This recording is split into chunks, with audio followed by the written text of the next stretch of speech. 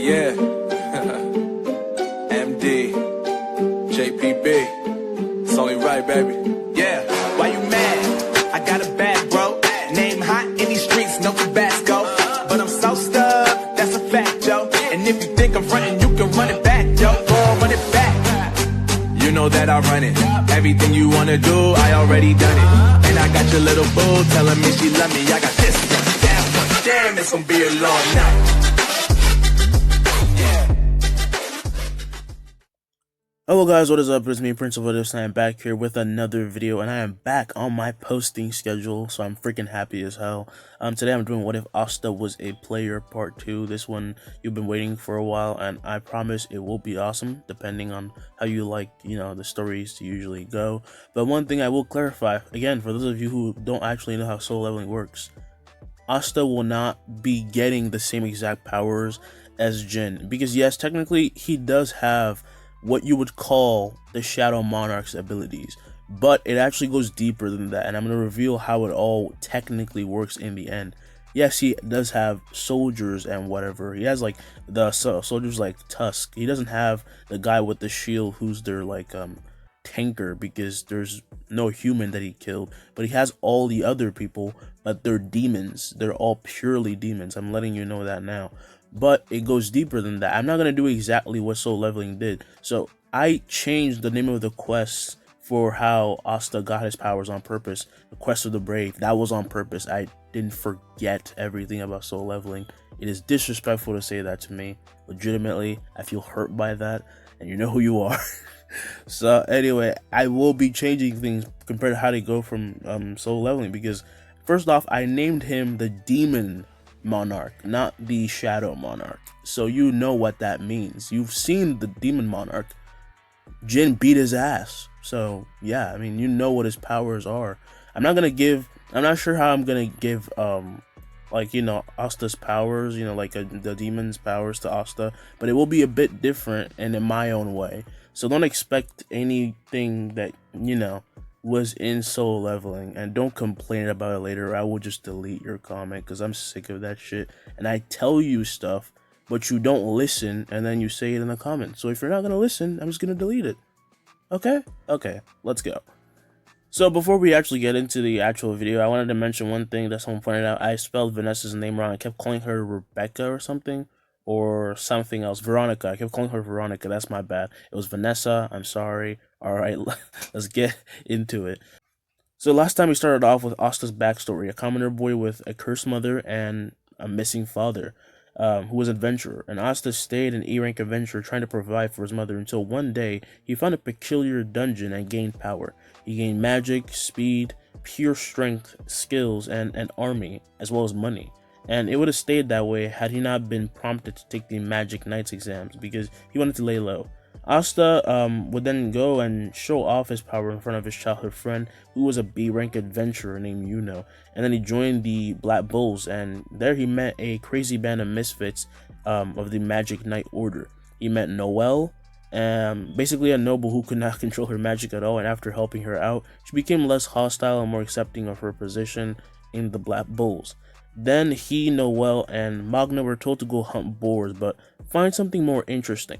Now, last time when Asta ran off without the two of his teammates being able to catch up, we're going to stay in his perspective. And he sees the mist barrier when he eventually makes it there, but he just runs through it with no trouble at all. When he arrives, he sees the villagers gathered up about to be massacred by a storm of icicle blades. As the mages and villagers notice him, Heath, who was the leader of the wrongdoers, would then look at his stopwatch. We can't afford to fall behind schedule. Making a swift hand motion swiping down, Asta would see that the icicles are dropping at incredible speed. By using Dominator's Touch, he stops the ice and then throws them at the enemy mages who have to dodge. As they dodge, they then surround Asta, who would then be asked who he was. I don't answer to dipshits, says Asta. Arise. Out of his shadow would then jump out two giant blood-red ogres, who then start fighting the three mages, and they're completely overpowered. Now, as they do this, Asta starts heading towards Heath, who still thinks he can handle Asta. Don't waste my time, says Heath. You're just as pesky as the rest of this swine. He then activates his grimoire as Asta is surrounded by a bunch of icicles, but then Asta takes out one of his daggers and slashing in all directions at once, he sees his ice shatter as he then is then grabbed by the neck in an instant. He's then held up and starts freezing Asta from the leg up, trying to escape, but then Asta releases just a bit of his power. The ice would then shatter, shocking Heath, as by this point the ogres would have beaten the other mages, and Asta starts using the skill Bloodlust, forcing it all on Heath, whose eyes then start to twitch. "You felt so good when no one could stop you, right?" asks Asta. "Well, guess what? You're nothing but a small pebble on the side of the road." This is when the mist barrier disappears and Asta sees Magna and Noelle. "What the heck?" yells Noelle. Asta would then say, "Took you guys long enough, come here and help me." "With what?" asks Magna. Asta would then look at Heath, who at this point is passed out and is foaming at the mouth, saying, "With the cleanup." And Noelle and Magna then step up, being very wary of the two ogres as they check on the villagers, making sure that they're okay. Asta then drops Heath to the ground, but then this is when they all notice that a young boy is crying over his father, who's slowly bleeding and dying out. Magna and Noelle can't do anything and feel kind of useless, as Magna then thinks, "What kind of magic knight am I?" scorning himself. He then feels a tap on her shoulder as he looks behind to see Asta. The little boy then sees Asta and stops crying, as this is when Asta hands him a potion. "He's still breathing, make him drink this." The little boy would then trust Asta since he just saved them, and he served the potion to his dying grandpa, who would then open his eyes and his body was enveloped in a bright green light. His injuries were gone and he was no longer dying. He would then just sit up, shocking all the villagers and Magna as well as Noelle. "Where did you get such a high level potion?" asked Noelle. "Only nobles usually have those." Asta would then stand up saying, "I fought for it in a dungeon." Noelle then goes to ask him a question, but then stops as she sees that the little kid is hugging his grandfather who almost died, and the other villagers are super happy right now, so she doesn't want to ruin the moment. So as this happens, the kid and the grandpa as well as the other villagers thank Asta from the bottom of their heart, and soon the mages would wake up and find themselves tied up to a tree in the forest, and in front of them is the kid that beat them up, as well as his ogre summons, and now the ogres are gone and he has two human companions with him. "Now just freaking stay there, okay?" says Magna. "We need to take you back to our base soon, and you're gonna tell us everything you know." This, however, is when Heath would smile and try to self-destruct, but he can't, as he's then covered in a shadowy sort of mana. He realizes that Asta has sealed his magic. Asta has a skill in this one called Mana Control, which he has raised to level 3, and this allows him to manipulate mana on a very high level, because level 3 is like the highest, like almost max level for the system, so it's very OP. It's not max yet, but it's already very OP. It was the fourth skill he actually got after practicing with magic a bit, and since he's learned that just like normal, he's really learned that if you work on any skill like you normally do with anything else in magic, then the proficiency increases or whatever, and you get OP. Well, he gets OP. People just usually get better a little bit. Magna would then say, "Trying to escape, are you? Well, tough. Now, how do we transport them?" Magna and Noelle would then instinctively look at Asta, who then sizes in front of them. He takes out a blade, just out of thin air, shocking them. "You can use spatula magic as well?" asked Noelle. Asta would then go up and cut all the mages, inducing a paralyzing effect, and they feel numb, unable to even freaking talk. Asta then unties them, summoning his shadow shoulders, who then carry the freaking mages on their shoulders. Asta would then say, "I'll explain later when we get back to the base." We then cut to when they arrived at the base, and Yami will be waiting for them, but he did not expect that they would return with what they returned with. Now, as the mages are dropped to the ground, the shadow soldiers would just fall into Asta's shadow, as Magna would then explain the situation. They put the mages in a room to interrogate them, and Yami would want Asta to interrogate them. As Asta enters the room, Yami and Magna wait in the hallway for about 10 minutes, and soon they would hear the screams of the mages as soon Asta opens the door, walking out and handing Yami his report. We should hand them over to the Imperial Palace or whatever. These guys are working on for a pretty weird organization. "Good work, kid.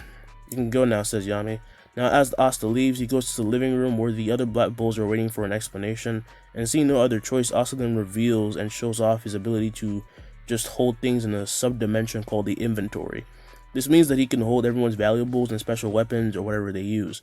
Everyone finds this very amazing, but when they go to ask him about the subject of his magic, he gets a bit more vague and they don't learn anything about that because Asta doesn't like to reveal anything other about the system. Spatula magic is pretty normal, but just summoning soldiers is already pretty weird.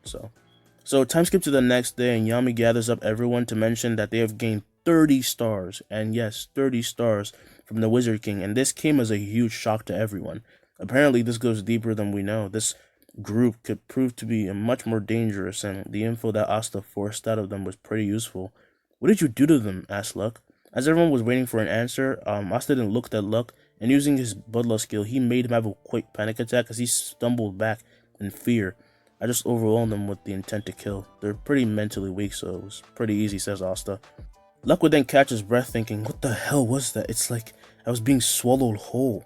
Mauna would then check up on him as Asta apologizes, and Luck says it's fine because it's definitely an interesting experience, so he didn't mind. So then everyone gets their paycheck, and Asta puts it in his inventory, and Yami seeing this for the first time would actually be shocked as Asta has to explain it all over again. And then, Yami gets it. So since they have their paycheck, Vanessa wanted to take everyone, the newbies specifically, shopping, and as they head into the city, the three go to the black market looking at jewelry, magic potions, and mostly C-rank weapons. Yes, weapons are ranked in this world. Now as they're walking around, Noelle gets approached by Seke, who tries to hit on her, only to be rejected, and then he notices Asta. Oh yeah, he joined the Black Bulls, thinks Seke. I bet I could take him, my defense is impenetrable. So why is he surrounded by these beauties? And why is this bastard gifted with such a freaking pretty face? Now, as Seke gets rejected and feels pretty bad, he and everyone hear an old lady asking for help as a robber would then actually just pass by them, and he was holding the old lady's stuff. Seke was about to go into action and try to show off, but as he does, Asta already appears in front of the robber, slamming his face into the ground, knocking him out. How does he move so fast? I didn't even see him, says Seke. Asta would then take his hand off the perpetrator and taking back the old lady's belongings to her. The old lady would then thank them as the Black Bulls then left Seke alone in the market, pretty jealous and angry, obviously. However, as they're leaving, Asta senses someone using pretty high-level magic. There was something weird about that woman, thinks Asta. I could sense her being happy, but it was much more different than that, and she was definitely a high-level mage. So why did she... He would then realize something as he then looks back, only to see that the old lady was gone, and he jumped away, chasing the signature of the old lady, as Noelle and Vanessa then asked where he was going. He just told him he would find them later, but right now he has something to take care of. Now, as Asta chases the old woman, he hides his presence using stealth, and comes across her, transforming into a tall man. Seems like I was right about you, Asta, says Julius. So you're the one who threatened me. Julius would then turn around shocked as he just sees Asta appear out of thin air. I thought some noble was trying to blackmail me into something, but what do you know? It ended up being the freaking Wizard King, says Asta. Julius would then ask, how do you hide your presence like that? No, you're right.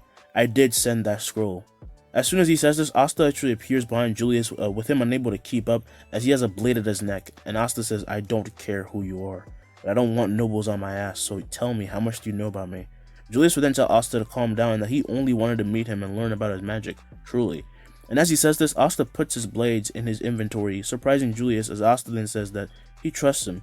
Using his sense stat, which is pretty high now, Asta noticed that he wasn't lying. Besides, it's the Wizard King. So, yeah, he forgets about it. Julius would say, see how you just made your blade disappear like that? That's what's interesting. About a year ago, out of nowhere, you, a magicless young man, gained magic. Others didn't care, but I did. I wanted to see if you were hiding more than you let on. Asta would then sigh, saying, look, I'm sorry about almost killing you, but I still can't let you know anything. It would literally break the balance of the magic world. But I can't let you know one thing. My strength will continue to grow indefinitely. He then disappears into thin air as Julius can no longer track him, and he's amazed by this because even when people turn invisible, there's still a hint of magic you can sense. That kid, he's at a level higher than I thought. He's at the level of the Magic Knight Captains, or maybe even higher. So as Asta leaves, he goes back to the Black Bull base and starts doing his exercises, and then he goes back to the demon world or realm to train and beat up demons. And he's climbing the tower, by the way. It's like a main quest, so he has a side quest, but he's still climbing the tower. Right now he's about like, let's say 50, floor 50. So time skip to a few days later, and somewhere far but close to the Clover Kingdom, a giant portal pulsing with a lot of like eerie magic energy would pop up, and this news reaches the Adventurers Guild, and Julius gets an idea. Now back at the Black Bulls base, Yami would then gather up Asta, Noelle, and Lux, saying that they are to go and just explore a dungeon. Oh, what level is it? Asked Asta. Yami would then say, according to its energy, it's at least C rank. Asta, you're an adventurer, right? So you can use your experience to help. Luck, you're an adventurer too. Don't screw this up. Wait, you're both adventurers? What rank? Asta would then say he was E rank, which would surprise everyone, and Luck says that he's actually B rank, which is the same as you know. And it honestly isn't surprising because he loves fighting, and beating up monsters seems like something he could just do from time to time just for fun. So as they're given directions and are sent to the dungeon where it's located, when they arrive, the portal is guarded by 3 people. One of them is Chris from the Adventurers Guild, and he's the one who registers parties to dungeons. The other is Naomi, a receptionist for the guild, and she checked a party like credentials, if they were allowed to go to the dungeon, etc. And lastly, the guild master was actually Mary Leona, who was someone assigned to the post because of her pure power, and she actually liked it because she could just boss around people. And if you came to her guild and you weren't like really experienced or were just being naive, she was gonna put you in your place. So Chris would then ask for the 3 mages' names, and Asta hands the scroll sent to them by the Wizard King to Naomi, and then she would ask if any of them are adventurers. Not that it really mattered, but you have to just know. Asta and Luck would then show their cards, with Naomi asking, have you applied for reevaluation? If you manage to become a magic knight, then you are certainly not an E rank. Asta would then say, I'm here as a magic knight, not as an adventurer. My rank doesn't matter, but no, I haven't done a re-evaluation. He would then take back his card and notice that Mary Leona was actually staring at him attentively, and he would ask her if she wants something. You can't fool my eyes, kid. You're hiding something, aren't you? Well, you must have a good reason. By the way, this dungeon does not belong to the Clover Kingdom, so there may be others in there, so decide now if you want to turn back. The group would then decide not to because they ain't pussies, and as they're leaving, Mary Leona actually says to Noelle that she looks just like her mother. But before Noelle can ask anything back, she's actually swallowed by the dungeon as it then turns red with lightning coming off of it. No, it's a red gate, Guildmaster. Yeah, I know. With their current power, they might be screwed. Shit, says Mary Leona. Now, as the Black Bulls enter, both Asta and Luck realize they're in deep crap, maybe because this is a red gate. And because they felt that pulse of magical energy, they know, and due to experience, they know what this is. Noelle did also realize the spike in energy, but she doesn't know what it really means because she's not an adventurer. Well, this isn't good, thinks Asta. They also find themselves in a forest covered in snow, and the wind is so freezing that it's like you're being hit by ice magic. Asta, yells Noelle. Yeah, I know, says Asta as he then pulls out coats from his inventory, and the coats have a healing effect. So as Asta puts one of them on and the others do too, they start moving forward into the forest, being weary of everything. Now, as they're just looking for the treasure room, in this world, usually when you beat a boss, you get a treasure room, which you can have like a bunch of items in there from beating the boss, and there's also a portal that leads you back to the normal world. Or usually for normal dungeons, low level dungeons, you just find your way back at the entrance of where you entered. But most of them that are high level, like C rank like that, have treasure rooms. Man, I love implementing the system. Anyway, so they're trying to find the treasure room, assuming that's how they can get out of here because it already looks too dangerous. So as they're just walking around, all of them sense a spike in magical energy as a fast fireball gets launched at Noelle. Thinking quickly, Asta pulls her out of the way, and in front of them was a giant creature resembling a dragon, but it had more of a humanoid shape and it could stand on 2 legs. You're pretty strong, aren't you, says Luck as he licks his lips, and then he rushes forward using his lightning magic to enhance himself. And as he hits the creature, he makes claws from lightning magic, only to realize that his attack was actually doing nothing when it landed. He would then be slammed into the ground, skipping and hitting a tree as he is bleeding from his mouth. However, he grits his teeth, launching just like a bunch of combos at the creature because he's unwilling to give up because he has to win. None of the attacks are working though, since this creature's skills just seem impenetrable. This thing is at least A rank, but there's something special about it, says Luck.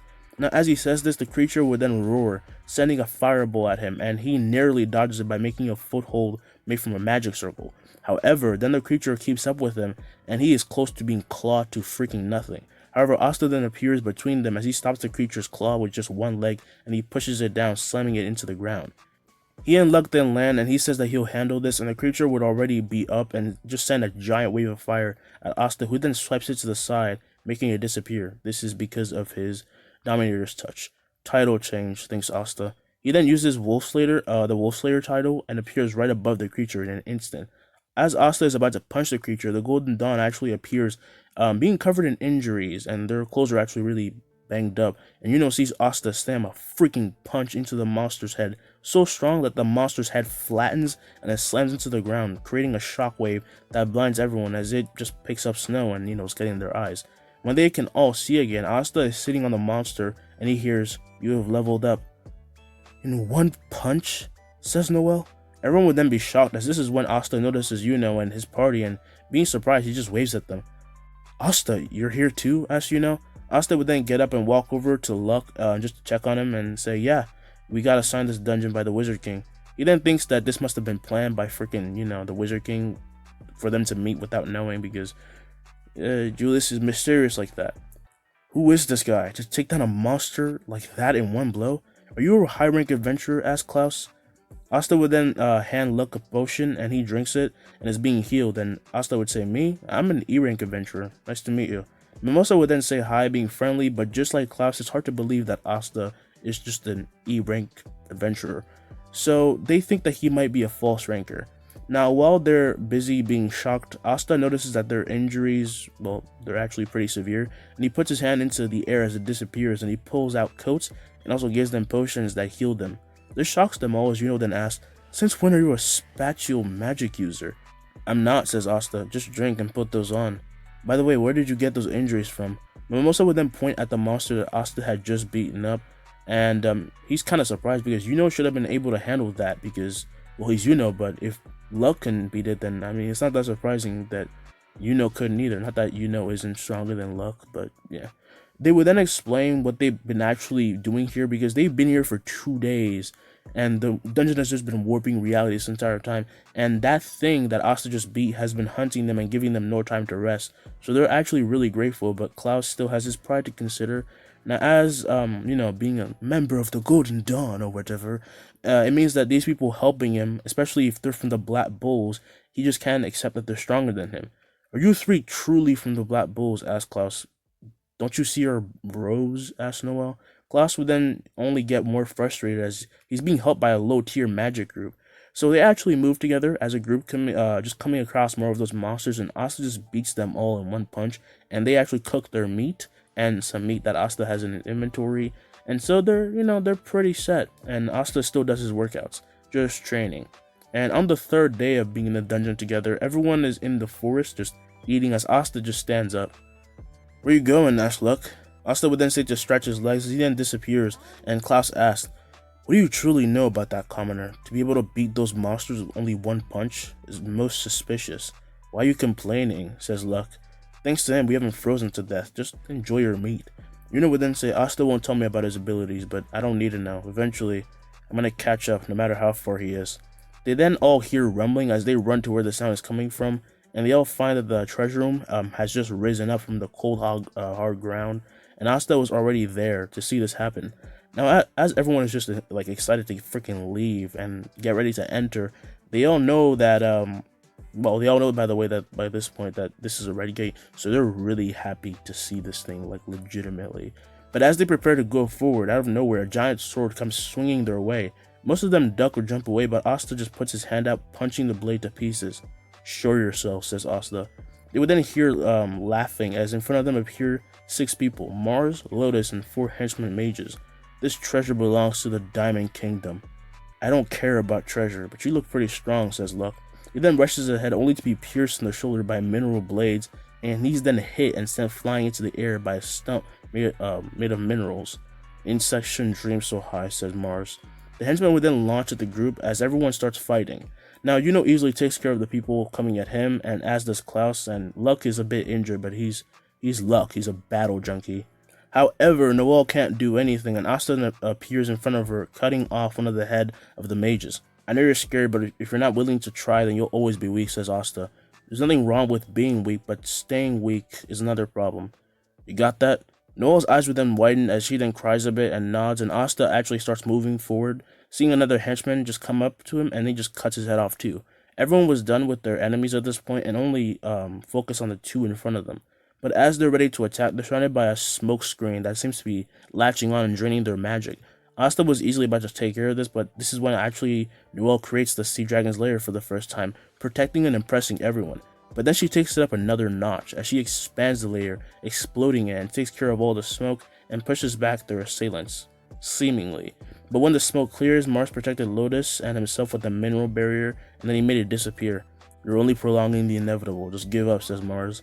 Honestly, they hate to admit it, but he's right. This guy feels way more dangerous. Also, people in this are way more strong than in the original, but that doesn't really matter because Asta is so stronger.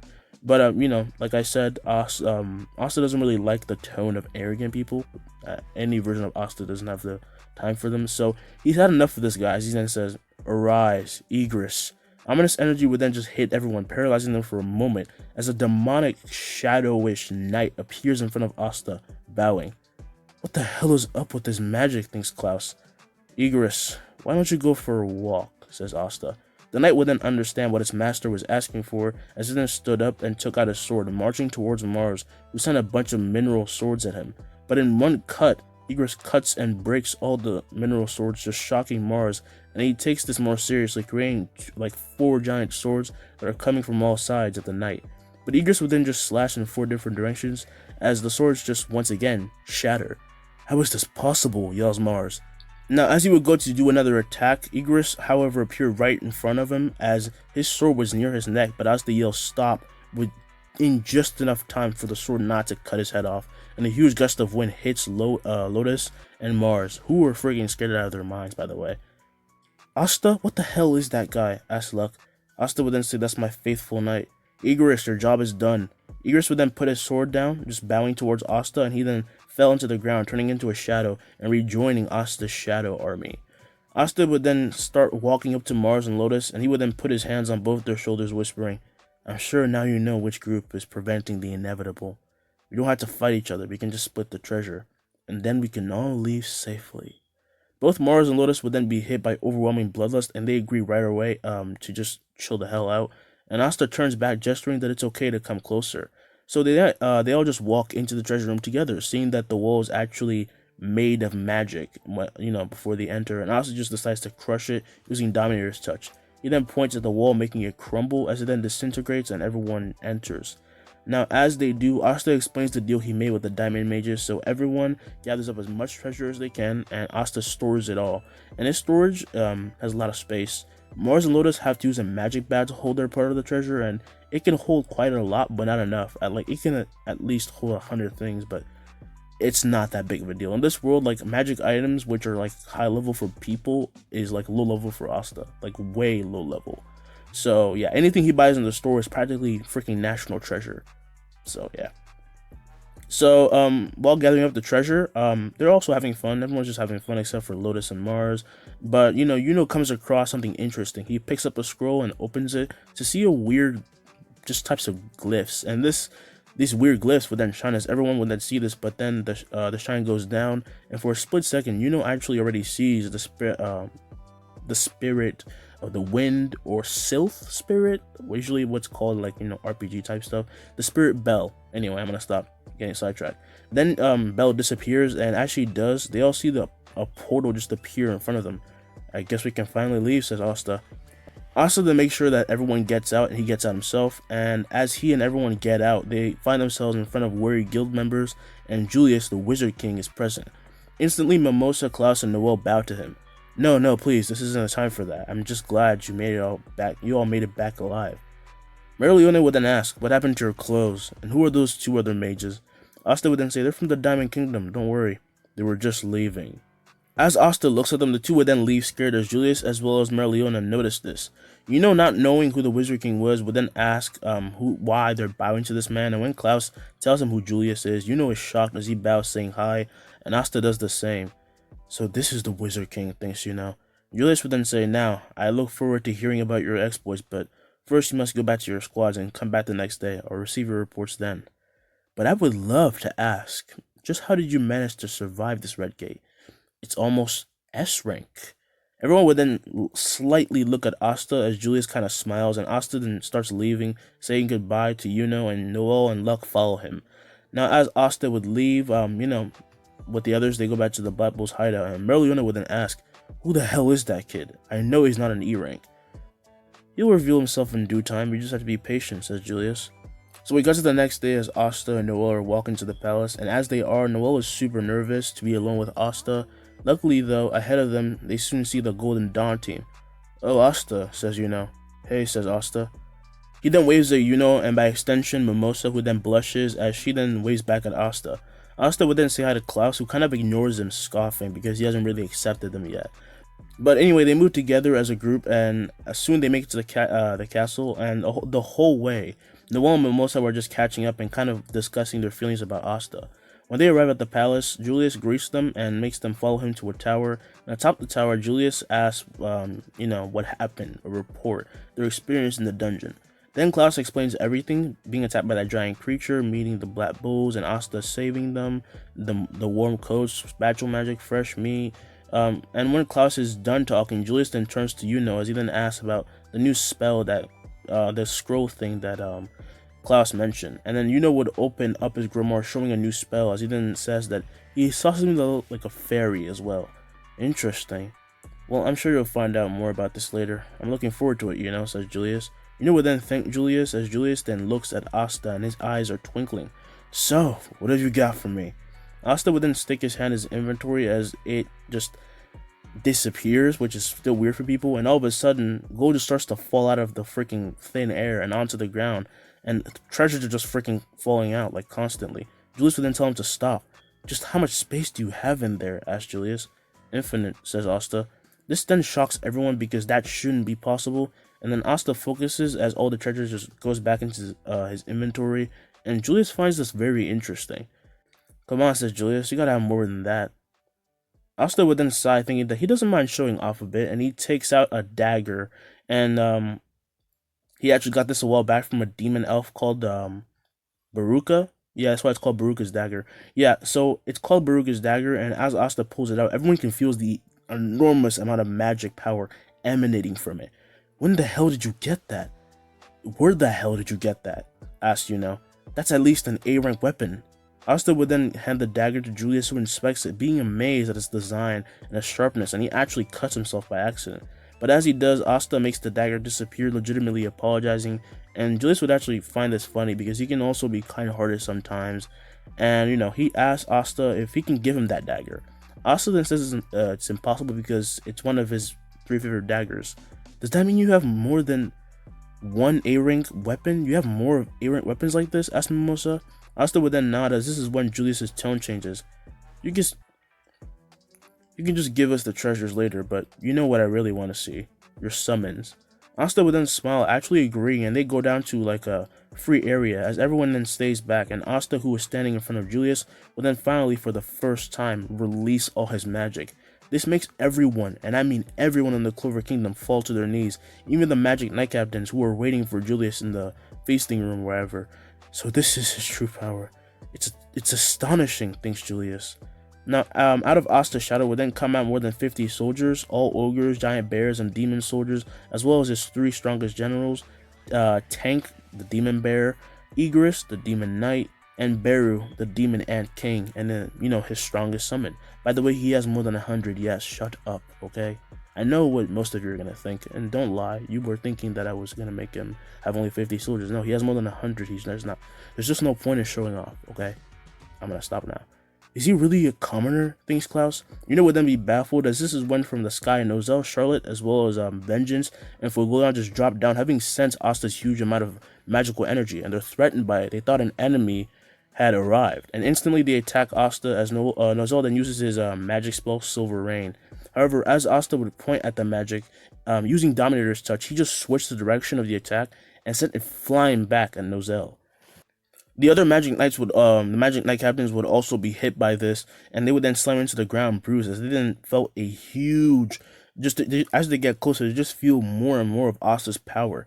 "Julius, who is this attacker?" asked Charlotte. Julius would then call him down, saying, "He's not an attacker, he was just showing me his power." Now, as he said this, he realized that all magic knights who were waiting for him had actually come outside, and they were like ready for battle. And he sighs as Asta just stops releasing his power and unsummons his soldiers. "I'm not here to hurt any of you, but if you attack me, I will fight back," says Asta. Julius would then say, let's take a little break, shall we? Everyone stand down, Asta isn't a threat." So time skip a few hours and everyone is in the feasting room. Julius has explained everything, and now he's on the podium explaining more. Julius would then say, "I personally sort of invited him here just to see his power. He was just courteous, so there's no need to be weary." But speaking of Asta, he has brought some very special information to my attention. We might be under siege soon. Everyone would then shudder at the thought of this, wondering what sort of information Asta brought to Julius's attention. Julius would then say that after the feast, the Magic Knight captains are to gather and then, come to him so he can tell them the news. He would then go to talk about the merits that Asta, deserve, and the same goes for other squads because they've been working hard. And this is when Julius actually was done with his speech, and he would then leave. Now, the banquet starts as Asta and Yuno just walk through, getting some food, and they're already being stared at, but they're kind of used to it. Now, as Asta goes and puts some food on his plate, he starts eating and is approached by Mimosa and Klaus. "Are you okay, Asta?" asks Mimosa. Yeah, why wouldn't it be?" says Asta. Klaus would then say, "You got attacked by Magic Knights. Magic Knight captains. How can you say that?" "Why do you care?" responds Asta. "You clearly don't like me." Asta would then go back to eating as Klaus wonders why he does care, and then he leaves. Mimosa follows him, apologizing because right now they're kind of being signaled to stay away from Asta, from their vice captain. "Maybe I should have released all of them. That would have been hilarious," thinks Asta. Yuno would then approach Asta eating as well, and as he then asks Asta why he doesn't show off his power more often because it might get him more respect.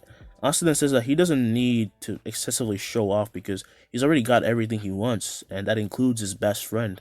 "You never change, do you?" asks Yuno. "Why mess with perfection?" says Asta. The two would then start laughing when all of a sudden they both hear a light scream, and Asta sees Noelle with water on her head, and it was being dumped on her by her brother Solid. "So you think you can just talk back to me now, huh?" yells Solid. Noelle was then almost about to just freaking cry when she feels a tap on her shoulder. She looks up to see Asta, who was finally freaking snapped. He makes a hand motion, swiping down as Solid slams into the ground, being forced down by gravity. "What gives you the right to ridicule others, you damn noble?" Asta would then start being binded by sand as the vice captain of the Golden Dawn says, "Don't get cocky, commoner." However, as he says this, his sand is blown off as Asta stares at him as he spits out blood, and Asta squeezed him using Dominator's Touch. Asta works more on proficiency of his skills constantly, so they're mega overpowered. One piece of advice that he got from his dad is that you should always train your skills to your best ability because having magic doesn't always win in a battle. Nebra Silver, who was Noelle's sister, would then send a strangling mist at Asta, who then uses his Dominator's Touch to just swipe it to the side. And he also slams her down, holding her down with gravity. If this bullshit is what you nobles pull on a daily basis, then maybe I should become the next Wizard King and get rid of your noble status. "Wizard King? That's not even funny," says Noelle. But as he says this, he actually spits out blood as well, as Asta had released his siblings and was now focusing all his attention on Noelle. Noelle would then actually tell Asta to calm down, but he does not listen, and he walks up to Noelle and then puts his hand up, holding him up to the ceiling. "Give me one reason why I shouldn't kill you right here." At this point, everyone in the room will be shocked, unable to do anything. This kid just overpowered Noelle of all people, and they know that they'll just end up like the others if they interfere. "Stop, young man." Everyone would then see Forgolion enter the room as he then tells Asta that if he despises his bad noble so much, then maybe he shouldn't act so reckless himself. Asta then using his sense stat would then sense Forgolion's sincerity, and he releases Noelle, who then slams to the ground bleeding. "I apologize, but if anyone hurts my teammates, whether it be emotionally, physically, or mentally, I will not hold back." He would then go back to Noelle, apologizing for taking it too far, and she would start scolding him with her noble mannerisms, and the people Asta beat down would then get up, staying quiet as they don't want to utter another word, even Noelle. And the rest of the banquet would just actually go very smoothly, and no one acted very arrogant at the fear of being killed or being slit at the throat by Asta. But that lingering feeling was also what kept everyone on high alert, and Asta, Mimosa, and Noelle, as well as would just keep hanging out, and they're just having fun. But then they all just see Asta's eyes just turn blue, and he then quickly opens the windows as everyone senses an abundance of magic, and then they get on guard. And then a guard runs in saying that the kingdom is under attack. "Oh, you have got to be kidding me," thinks Asta.